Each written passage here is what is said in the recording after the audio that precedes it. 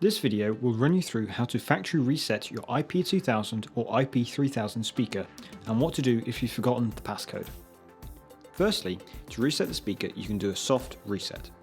Press the Setup button and navigate to the Setup tab. Scroll down to Factory Reset and press the encoder button. Once the speaker has restarted, you'll be good to go.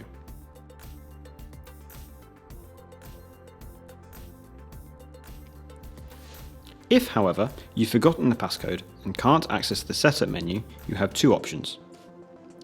If possible, connect the speaker using the iOS or Android app. From there, you can unlock the speaker without a passcode.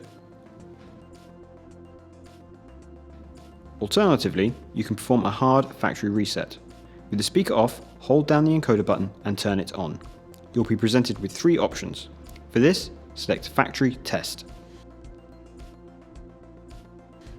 The screen will flash blue. Wait a couple of seconds and then press the encoder button to begin.